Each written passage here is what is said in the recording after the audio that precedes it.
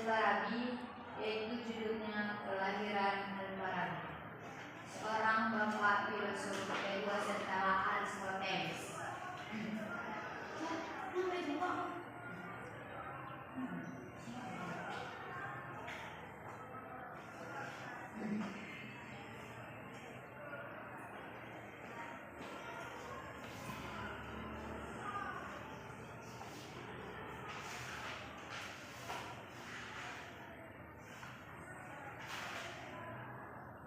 Di negeri yang beriklim panas, di suatu tempat sekarang dikenal dengan Turkmenistan.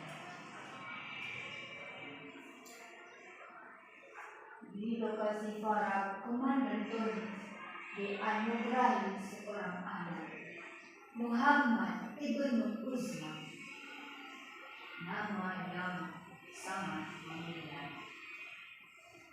Pada tahun 260 Hijriah, lalu berkatalah seorang bibi yang melahirkan anaknya itu. Wah, anaknya sangat tampan, seperti ibunya, seperti ayahnya. Iya, dia memang sangat tampan seperti itu. Iya, anak kita ini sangat tampan sepertimu ketika aku pertama kali melihatmu. Terima kasih wahai istriku. Pada saat itu juga tidak beberapa lama, tahun berganti tahun, anak yang tadi kecil sudah menjelang dewasa. Dia selalu bersama dengan buku, kemanapun dia pasti dia membawa. Wahai anakku, kenapa kamu tidak pergi bersama teman-teman? Oh ibuku, jangan cemaskan aku. Aku di sini sudah berbagai bersama dengan temanku ke lembaga pendidikan untuk meminjam buku. Wahai anakku, seperti itu kan? Apakah engkau pergi ke lembaga pendidikan? Wahai ibuku, iya, aku tadi pergi ke lembaga pendidikan untuk meminjam buku. Aku berniat untuk menamatkan buku ini. Kalau seperti itu yang kita inginkan, silakan saja.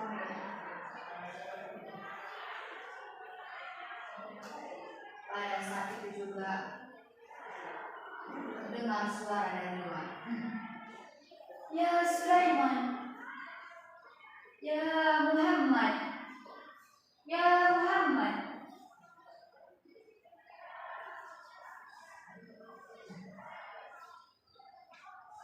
Wahai anakku, sepertinya ada orang yang mencari dirimu.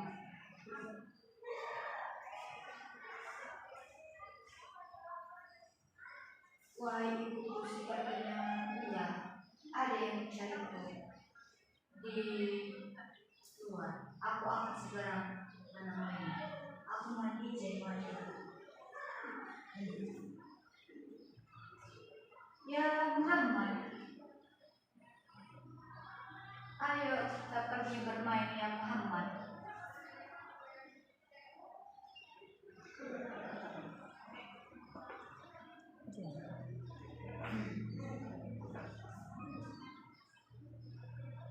Ya Sulaiman, cuaca di luar sangat panas.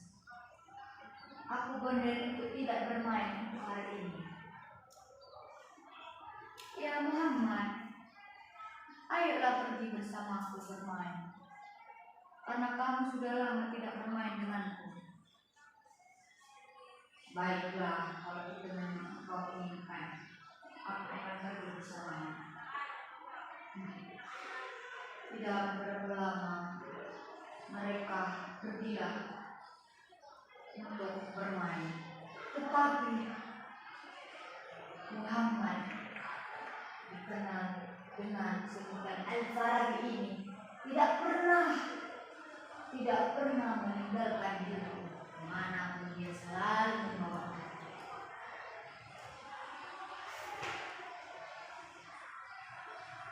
Ayo, Sulaiman.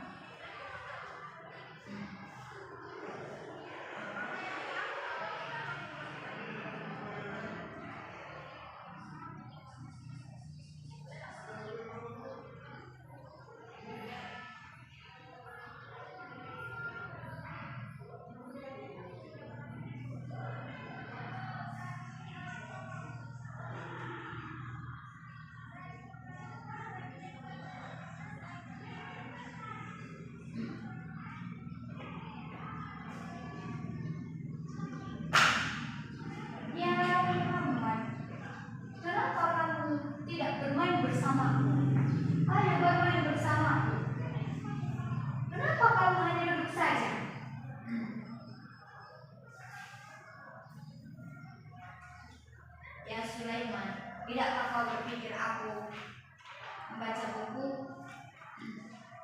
Pergi saja engkau bermain sendiri. Aku juga melihat di sini. Ya sudah.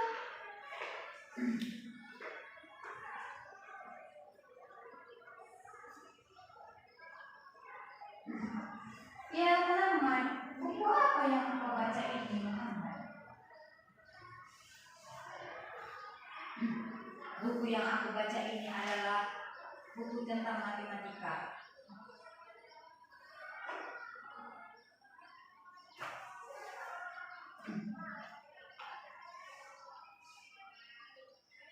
Buku matematika? Buku apakah matematika itu? Bukankah hanya itu hanya berupa buku bacaan?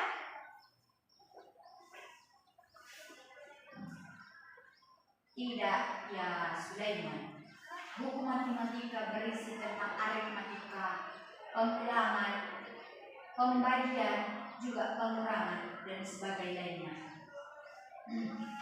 Dia bukan hanya sekedar bacaan saja, tetapi betul-betul harus dipahami.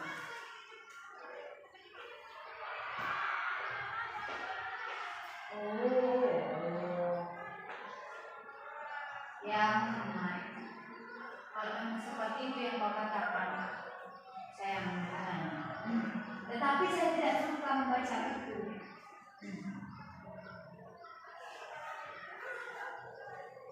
Ya sudah, Iman. Saya tidak memaksa membaca buku.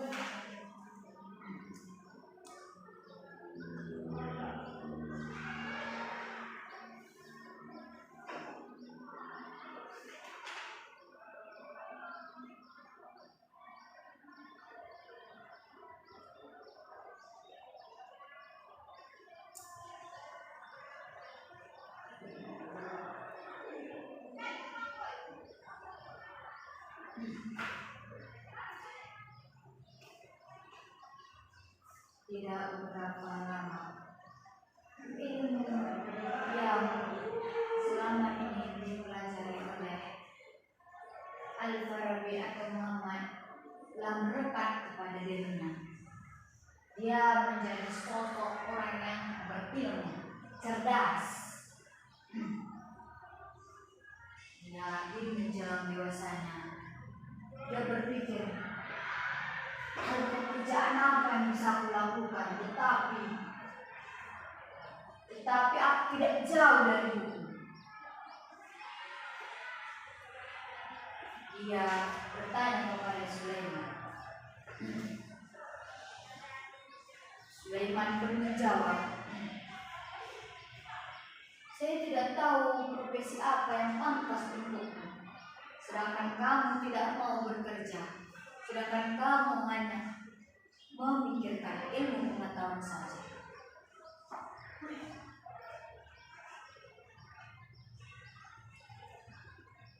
Ya Muhammad, ya Sulaiman, saya berpikir mungkin saya bisa menjaga taman supaya saya tidak jauh dari pengetahuan.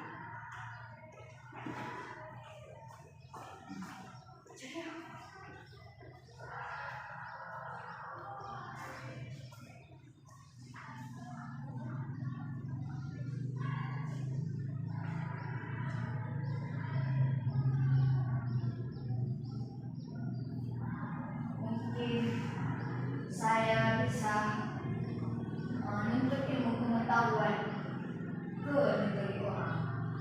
Saya bisa merantau. Ya Muhammad, kemanakah engkau akan pergi? Dengan umur yang segini, kamu juga ingin lagi untuk menambah ilmu pengetahuan? Ya Sulaiman, ilmu pengetahuan telah merekat kepada diriku. Aku akan cinta, suka kepada ilmu pengetahuan. Jadi aku akan terus menuntut ilmu sampai akhir hayatku. Ya Sulaiman, kalau itu yang engkau mau, aku akan mendukungmu. Keesokan harinya, Sulaiman dan Al-Farabi bersiap-siap, bergegas menyiapkan barangnya untuk segera pergi merantau ke negeri Irak untuk melanjutkan pendidikannya.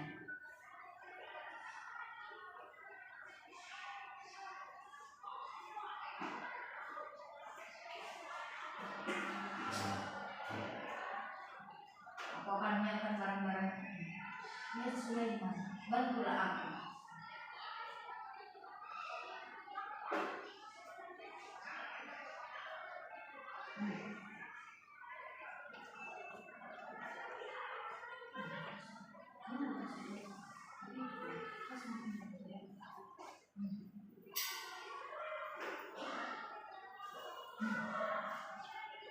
Aku sudah siap, ya Sulaiman. Aku akan berangkat bersama rombongan Irak.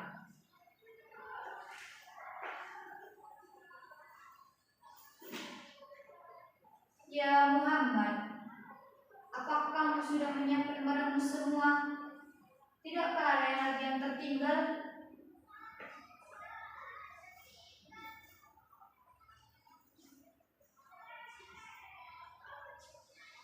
Ya Sulaiman, menurutku tidak ada lagi yang tertinggal, ya Sulaiman. Semua sudah di sini. Buku-buku juga pastinya.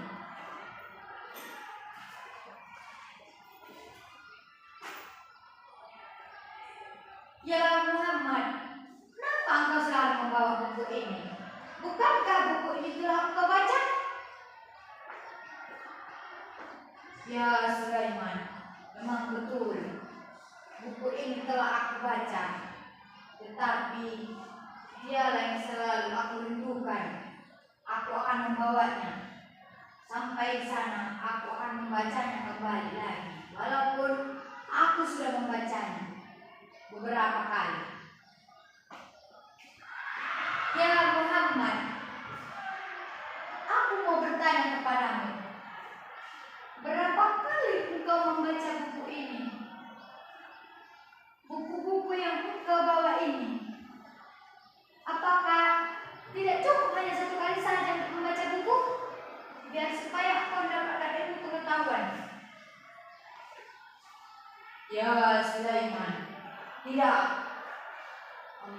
Aku membaca buku lebih dari 16 kali. 16 kali aku membaca buku, dan 16 kali itu aku mendapatkan ilmu pengetahuan baru.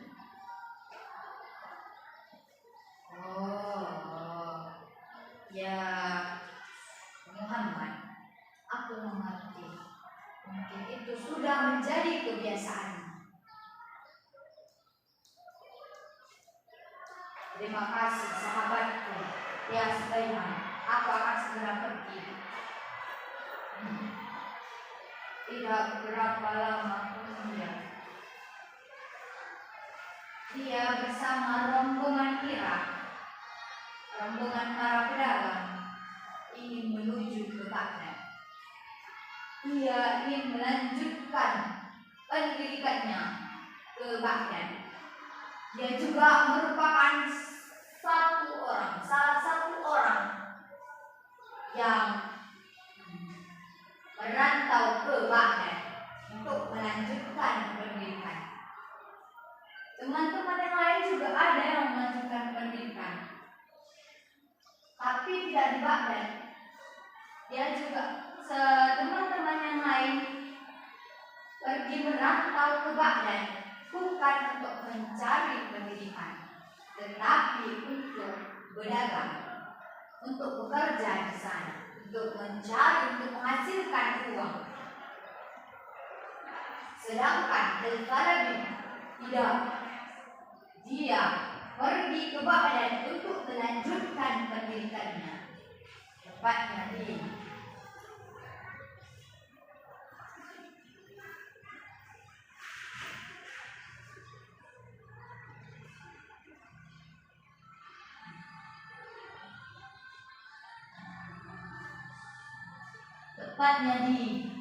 Madinatus Salam.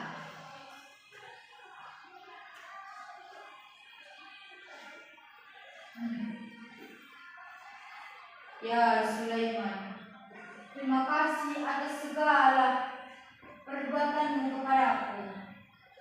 Engkau sahabatku yang paling baik. Aku akan segera pergi di Madinatus Salam.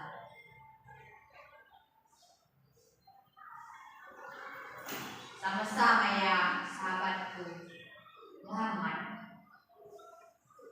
Aku selalu mendukung semua apa yang kau inginkan. Semoga dapat apa yang menjadi tujuanmu, yang menjadi cita-citamu.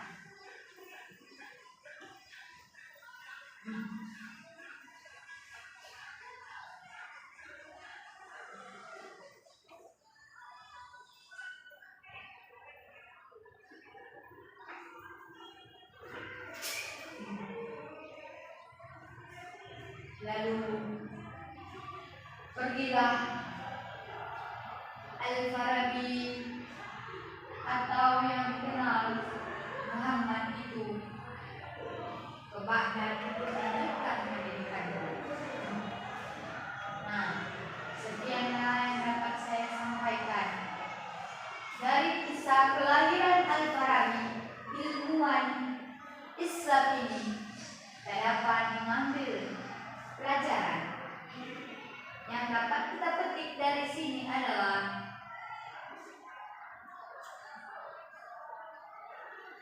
ketika kita membaca buku, kita dapat membuka jendela dunia. Benarlah apa pepatah